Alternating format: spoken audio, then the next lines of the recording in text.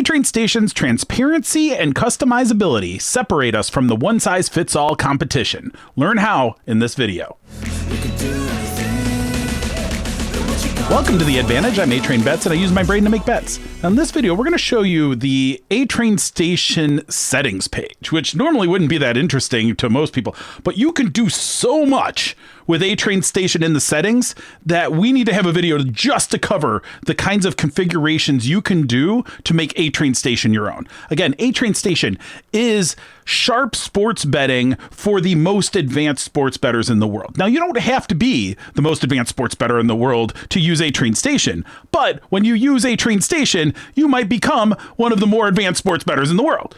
It's that powerful, and a key to that power is that we help you build the skills you need to break down sports betting markets and understand what's really going on so you can find your own edges and find plays that perhaps nobody else can see. A big part of that is in configuring your settings in a way that help propel your betting activities the way you want them to go. That's a key piece because we always talk about money and time, your next 5 minutes and your next $5. One of the keys that separates A-Train Station from everything else is that we're laser focused on helping to facilitate your decision making as a sharp sports bettor. It's not simply a reference tool. It's not simply an odds screen.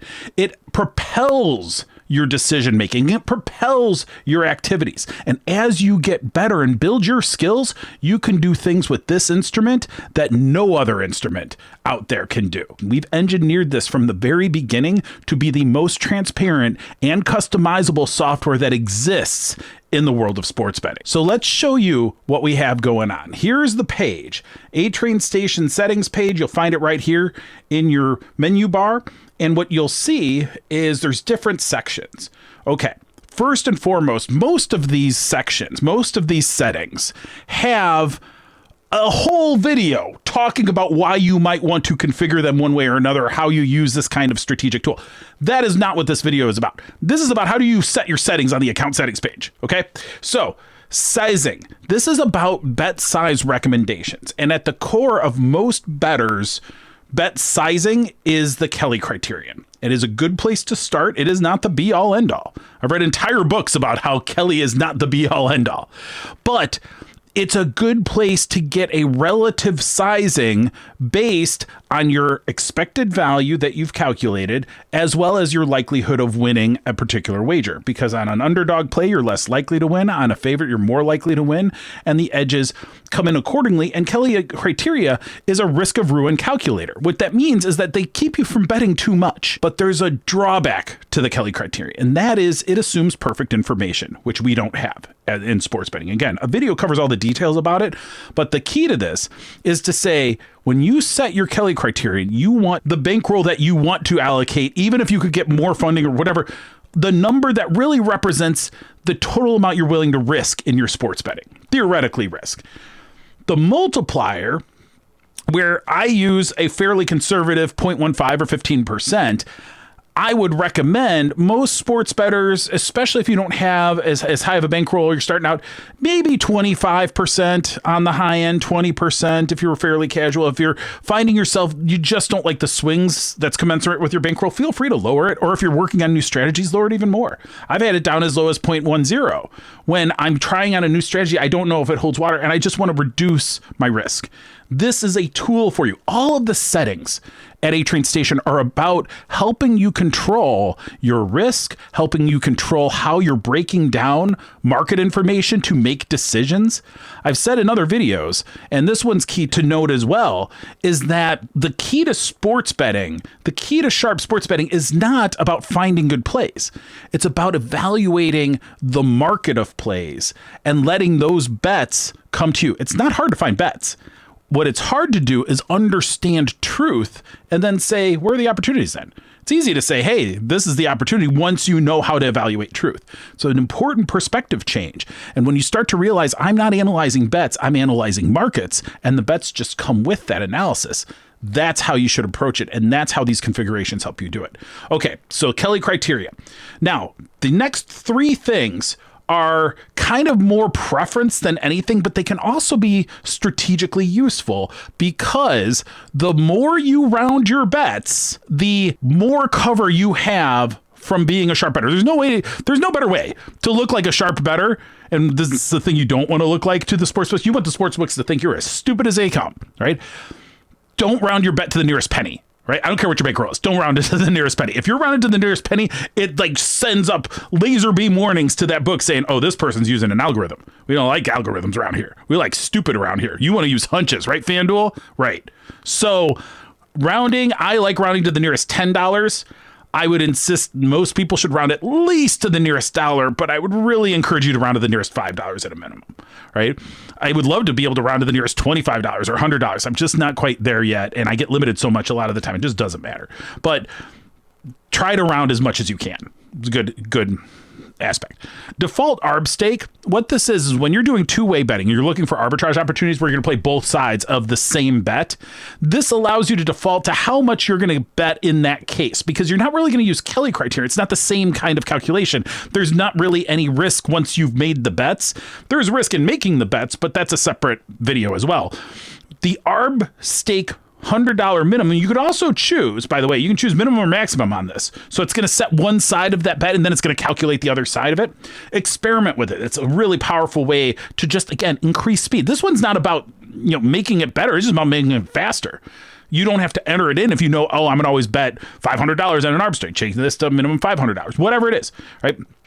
Keep in mind, too, you can round to, round up, round down. It's a little maybe over-engineered, but yeah, everybody has their preference. We want to take care of everybody. Again, customizability is our calling card here. Same thing with arbs. So the key with arbs, now this is interesting, right? Because with an arb, right, you are going to have calculations to the penny if you want a perfect arbitrage. If you're going to start rounding your arbitrage, you're going to realize that one side's going to win more than the other. You might even be in a circumstance where one side wins, the other side loses slightly. And that might be okay. So again, we want to give you the ability to configure this the way you choose to. Okay, so I just generally will round to the nearest. Okay, so rounding to the arb again, and it's the round to the nearest on these roundings is about whether it goes up or down to the next dollar amount. So if I'm rounding to the nearest 10 and I say always round up, well, if it's at $11, it's going to round all the way up. So Price is Right rules. It's just going to go up to the next one. So keep that in mind. It's just it's a key part of knowing how these work, but you can set them. And again, these default your search criteria. And in some cases, this is the only place you set some of these things as defaults. But then you can go in and change things. And obviously, when you're entering bets, you enter whatever you want for your bet when you're actually entering it. Okay, search defaults. This is super powerful because this is the kind of place, and I've just reset to the main, but I'll show you the kind of thing that I would do with this.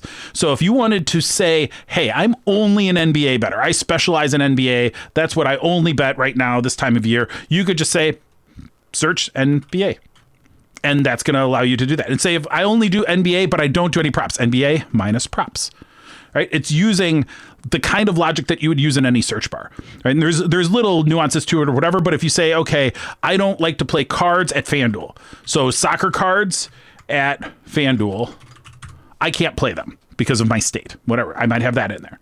I may choose to say I am never again, betting on Zach LaVine. Right? Whatever. You can do whatever you want. And so I don't advocate that last one. You don't want to take it personally in your betting. You want to be open to it. See it and then say, no way, this guy sucks. Fine. But if you literally cannot play the cards at FanDuel, don't play the cards at FanDuel. But if you can say if you play at regulated books and at offshore, well, maybe you can't play cards at FanDuel, but you can play cards at BetOnline or something. Again, you want to be thoughtful about how you configure this in your search defaults. But again, when you go to the pregame search page, you can change it there too. It'll bring into that. Okay. We have these are some criteria that we often have on the main search page. I've covered this in that video, so I'm not going to go into deep analysis here, but we're going to cover a little bit. Group by game simply means when I get my search results in that pregame search page, do I see them oriented to each game? So do I focus on betting the game and creating my strategy of bets during the game? Most people do that, but you may have a strategy where you say, oh, you know what? I'm just going pure the best EV on this strategy. I don't want to group by games. Fine. You can do that too. Hide already bet. Again, something I typically turn on, but a lot of people will have off is that if you have bet something once, I don't want to see it anymore. And that's useful a lot of the time, but sometimes if you're betting in places where you tend to bet 2 or 3 times on the same thing because you need to get down more, and you're going to get down at FanDuel and at DraftKings and at Fanatics, you will probably want to uncheck this so that you can see for each one, oh, I've already bet this, but I want to add more to my position in that. And that's something that we have more features coming into in the near future. But for now, it's a good way to kind of control that the way you want to. No vig alignment and stats alignment are pretty deep concepts, but it's simply saying from a top-down perspective, the search results that I get need to be aligned from a top-down perspective as no vig, or from a stats alignment, previous performance against this particular bet on the other side. Now you can check them both on to say, I want things that look like EV from a top-down perspective as well as a bottom-up perspective, or you can leave them both unchecked and say either one is fine, or you can say, I only play things that have stats alignment, but the no vig alignment may or may not be good. You can do any combination of that. Okay. And that doesn't even mean you have to have stats weighted as a book in your weighting set. That's a separate conversation. We'll talk about that when we redo the weighting set video, which I haven't done yet, but you might be there by the time you watch this. So check that out. If it's not there, we do have a video that's standalone on stats. Check that one out as well. Max days is simply how far into the future am I looking? And you can use fractions for this. So you'd say, okay, I want to do 0.5 because I just want to see things in the next 12 hours, right? Or 0.25 to see the things in the next 3 hours, right? I think that's right. That doesn't feel right. 6 hours. So 6 hours, 0.25. Again, you can go to down 0.05. I've done 0.01. I mean, I just want the stuff in the next few minutes done. All right. So you can do that. Again, I leave it at 1 a lot of the time. Sometimes I'll increase it up to 14. Sometimes I'll decrease it down to 0.05, whatever it is you want to do in that moment, but have your setting set that as your default. So, you know, when you come into the station each time, you have your normal experience and all of this is ready to go for you. And you can experiment and play with this over time. I will create additional bookmarks for different strategies and I'll be able to, go really advanced. But in the basics, develop one strategy. Largely, probably the first strategy that you're going to want to do is more of a top-down strategy. It's what a lot of our core analysis is geared towards doing. But you have the flexibility with A-Train Station to create strategies that are entirely bottom-up, entirely top-down, and hybrid combinations in between. We are continuing to build out more and more functionality to help you drive any kind of betting strategy you want. All right. Odds range. Simply looking at the odds of the no vig line and allows you to control. A good basis here is minus 250 to plus 250. Reasonable favorites to reasonable underdogs. Good place to start. If you don't know what the difference is, leave it at this. And that's what we try to do with our default settings. Make it so that it's not too bad. Like make it so that it's okay. It's not crazy and it gets the job done. Our stats range typically starts at a 10 and can go up to 30. Right? So 10 to 30 is a good stats range to start with. Do that.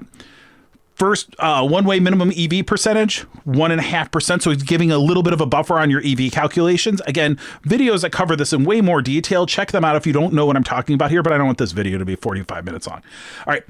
Two-way minimum EV percentage. What that means is that if I'm going to play both sides of the play, what is the EV that comes out of that? So a lot of times it's going to be EV plus EV on one side, negative EV on the other side, mash them together, and you get an EV return there. So a lot of times you'll play arbitrage down to 0% because you're not taking risk the same way you're taking risk with one-sided EV. So a lot of times we'll just leave that at 0. Width is a price normalized range hold percentage, the amount of vig that a book is holding to offer the market in the first place, whereas hold is a percentage normalized view of the same thing. It's how much the book keeps by offering this market with odds that are not true fair odds, but have that gap in between. I am a big advocate for using hold percentage. A lot of people with legacy tools had requests for width because they're comfortable with that. Some strategies based on width. We allow it. You can do it. You can do both even if you want to be extra conservative or have unique strategy. Just be careful when you start changing these settings. Just be careful because you will potentially cause some problems of things not appearing. If you start to see, oh, something's not appearing, reset your search criteria back to the defaults, run it again, and then continue exploring.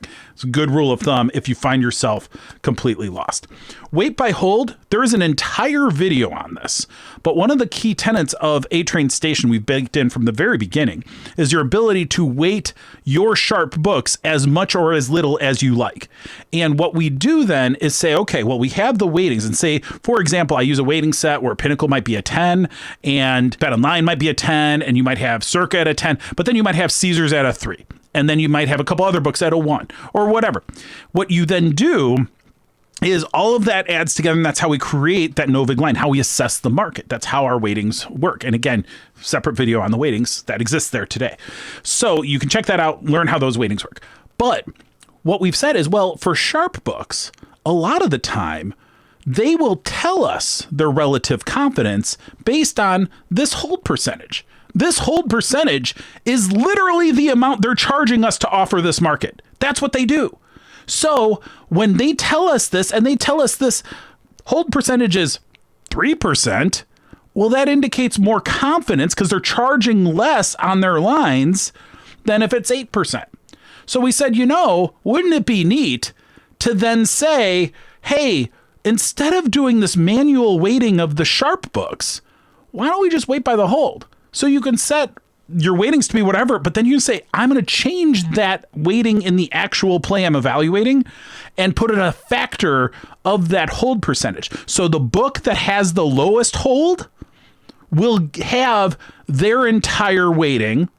Okay. Their entire weighting will be that, and we'll calculate the rest. What that then does is anybody who's got a higher hold ends up getting a percent of their normal weighting amount based on how much more their hold is. Well, what is the range there? It's this weight by hold fall off range percentage, which I believe we default to 2, but I always have it set to 3. And that is how many percent you go.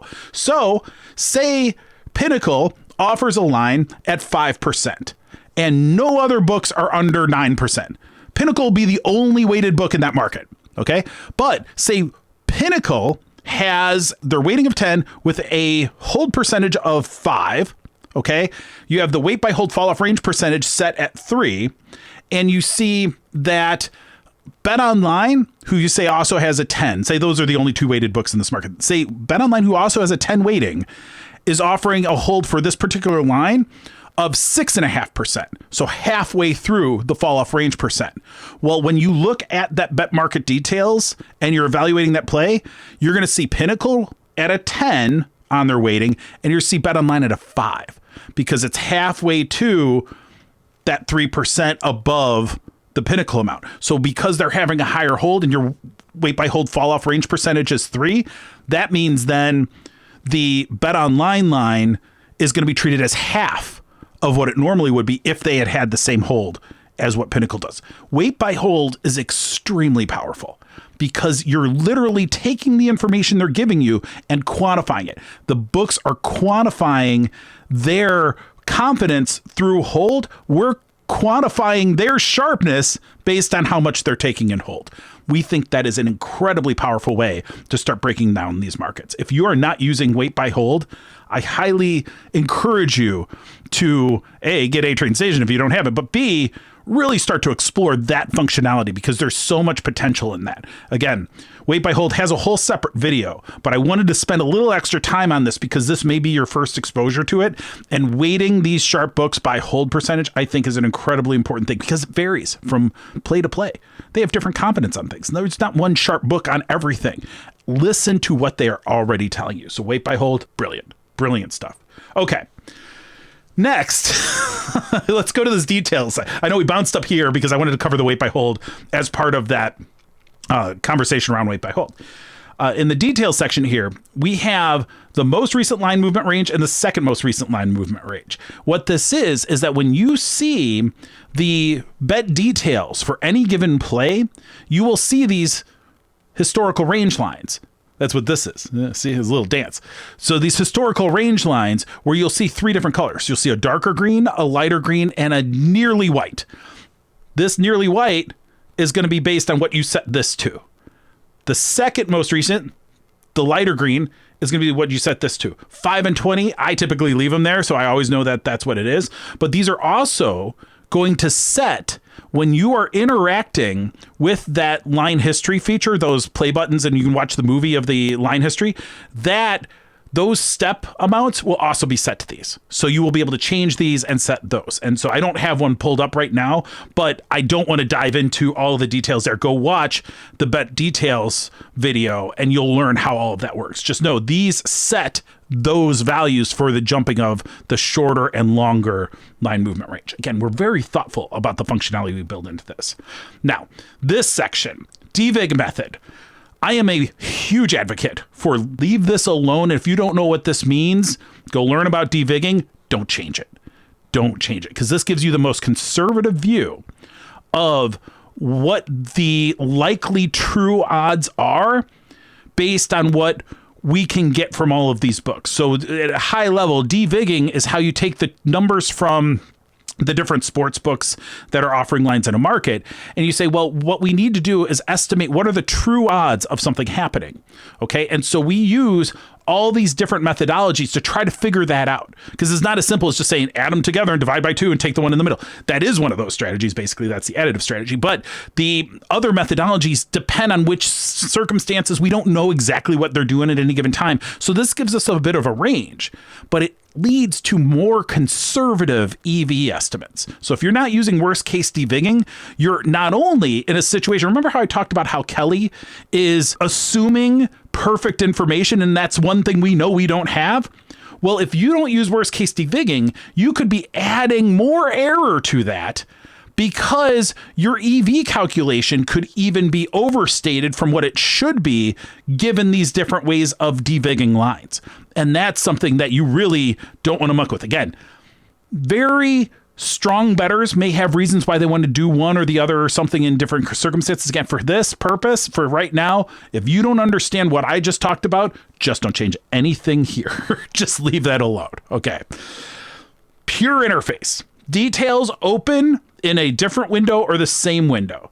I always have different window, because when I look at my search, I want to click it and have it open up in a different section of my screen in a different window. If you're on mobile, you may prefer to be able to just keep it in the same screen and then enter. Some people on a laptop screen might feel the same way. Again, this is an option for you. If you have it set to a different window and it's coming up in the same window, by the way, sometimes browsers get confused when there's been windows open and close or whatever. Just close your browser, restart it, you'll be fine. So it's just the way browsers work. Sometimes they'll get crisscrossed. Most of the time that doesn't happen. But if you find yourself in that situation, that's what's going on. So again, details open, different window or same window, just a personal preference. It has nothing to do with strategy. It's about speed, though. It's about how you want to use the station in a way to propel your betting in the most accurate and fastest way possible. Finally, never display tutorial videos. These are the videos up in this corner. This is going to bring up the old one, which I haven't yet re-recorded, but it's no longer looking like that. So this one is a far better video than the one that I just showed. But in most of the pages, there's an upper right-hand corner, and I'll even show you without my face on it. You can see that says help video. That is where you can find these videos. This just says, I seen them all. I don't need you popping them up anymore. So that's fine. All right, that's that. You hit save. We've covered everything on this page. Again, every single thing here has other videos that are talking about it in more depth. So if you've stumbled upon this video and you're like, holy cow, there's a lot going on, there's plenty of resources to help you. And in addition, don't hesitate to reach out and talk to us. You can join our Discord. We have a Discord at atraindiscord.com. You can join that for free, ask questions there, see people's results, continue your learning journey. We have a demo where you can play around with this stuff and set things up how you want. Free trial every day with our demo. You can use it. We refresh the data once a day. We don't have it streaming all day long. That's where you get the full software, but you can use it every day, 9:30 a.m. Eastern. The data updates. You can use it for real betting and take a couple plays, learn how this works, and recognize what separates A Train Station from everybody else. That's the key to this, right? So definitely don't hesitate to reach out. Check out atrainstation.com, and you can even set up meetings, send emails, whatever. If you want to have a one-on-one conversation to walk through some of this stuff, get a personalized demo, happy to do it. We're here to serve you and help you become the sharpest bettor you can be, because we know this tool is very powerful, but we also recognize sports betting is complicated. We're not going to lie to you. We're not going to pretend it's super simple. We're not going to pretend it's easy to find an edge. There's a lot of people out there trying to do sports betting, and there's a lot of competition. You're in competition, not just with the books, but with every other sports bettor out there. And there are not enough advocates to help people learn in this space. That's what we're trying to do first and foremost. We create the software because, frankly, I wanted it. I wanted to have this to be the best bettor I could be. And I realized that a lot of people could benefit from it too. So if you're interested in it, please check it out. Please reach out. Love to get to know you. But in the end, recognize why this is so powerful and how you can develop your own edges. Never buy a pick from another tout ever again. You can find your edges when you commit to becoming a sharp sports bettor yourself. So that's what we needed to cover in this video. For now, this train is leaving the station. Until next time, save the units for the bros and do your betting like the pros with A Train Station. We'll see you soon.